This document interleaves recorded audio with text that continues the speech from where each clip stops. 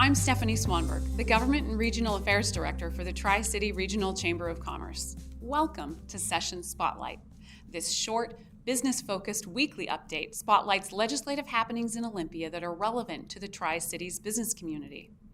Well, the 2021 Washington State Legislature is now underway and in week 2 of this unprecedented remote session. So to get the scoop on how the session is unfolding, we checked in with 16th Legislative District Representative Skyler Rude. Representative Rude has been working remotely from his district office in Walla Walla during this first week of session. So I asked him how the first week was going and asked him to share his thoughts on issues in legislation that could potentially have the greatest impact on our local economy and business community here in the Tri-Cities.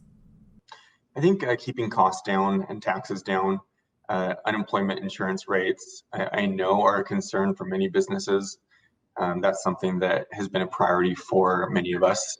I'm okay with using reserve funds to offset those increases. I think that's critically important.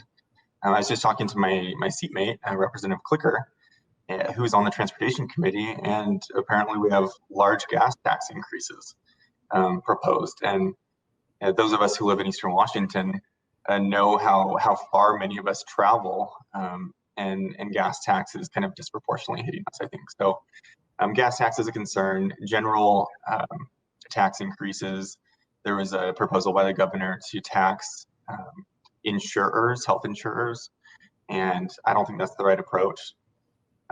Capital gains tax has been a proposal. I know that that's more of an individual tax, but also I think there are folks who sole proprietorships, for example, that own a business and are relying on the sale of their assets as part of their retirement plan. And I think it could hit them hard in that way too. So there's a lot of bad legislation happening right now. And I think there's a lot of pushback, and we're kind of more fighting the bad than working on as much proposals to move us forward. And I think that's unfortunate, but that's the situation right now. Thank you, Representative Rude. And if you'd like to watch the full interview, go to YouTube and search TCRC of Commerce. It was heartening to hear his concern about the critical need to address the Unemployment Insurance Trust Fund, which will be a huge issue this coming week as Washingtonians face major unemployment insurance taxes when they can least afford it. Now, let's dive right into legislation focusing on the relief, recovery, and resilience of our local businesses. First, let's address Senate Bill 5114. It's the bipartisan proposal with the best chance to safely reopen our economy immediately to Phase 2 and reassert legislative oversight.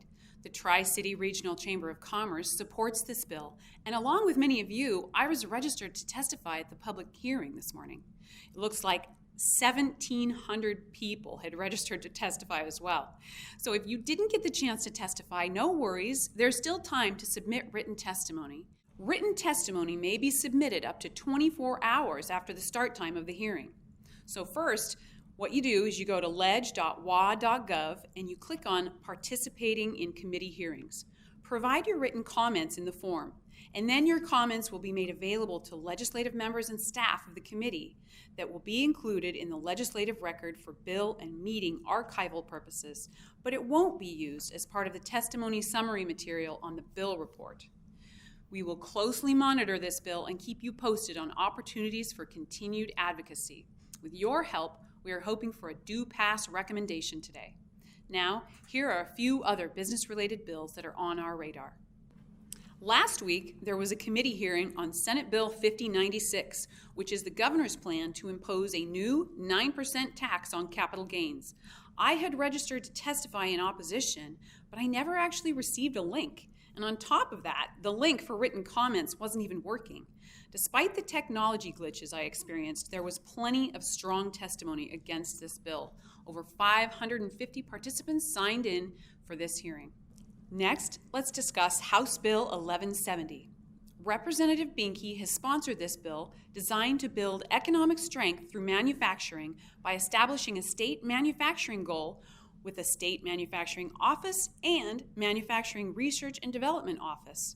With the region's deep root in science and heritage with the Manhattan Project, the Tri-Cities is positioned to leverage advanced technology to be a statewide manufacturing and R&D hub. Check it out at ledge.wa.gov and join the Chamber in registering to testify in support of this bill next Friday, January 29th, in the House Community and Economic Development Committee at 9 a.m. And while we're talking about Representative Binky, let's follow up on his COVID relief bill. His bill would provide some much-needed COVID relief through B&O public utilities and retail sales tax exemptions on qualifying grant funds. It has gone to Executive Committee and passed unanimously out of the House Finance Committee. I spoke with him yesterday, and he was very optimistic. Senate Bill 5149 was brought to my attention this last weekend while I was watching the brand new Capitol Focus on AWB TV. This bill, requested by Governor Inslee, would increase costs of healthcare providers in order to increase funding for public health services. It will be heard in the Senate Health and Long-Term Care Committee, but it doesn't show up on the schedule yet. The Low Carbon Fuel Standard, House Bill 1091, aims to reduce greenhouse gas emissions by reducing the carbon intensity of transportation fuel. The public hearing was held last week and several chamber members testified remotely. And from the sound of it, it went really smoothly. Nice work. Now it heads off to executive session tomorrow, January 21st at 1:30 p.m., where the committee will vote on a do pass or do not pass recommendation. And back again in this session is the title-only bill, Senate Bill 5283. This bill prohibits the use of title-only bills. It reads, "The introduction of empty pieces of legislation as placeholders with substantive content to be filled in later does not promote legislative transparency or foster public trust." The bill was read in the State Government and Elections Committee and may be scheduled to be heard again this week. With so much already happening the second week of session, the Tri-City Regional Chamber is your voice for business. We will continue to advocate for business throughout the 2021 legislative session and help keep you informed and connected. Thanks for watching the Tri-City Regional Chamber's Session Spotlight. If you have any information on business-related bills that you'd like to suggest for inclusion in next week's Session Spotlight, please email me. Please continue to let me know about your experiences with remote testimony. Thanks again for watching and have a great week.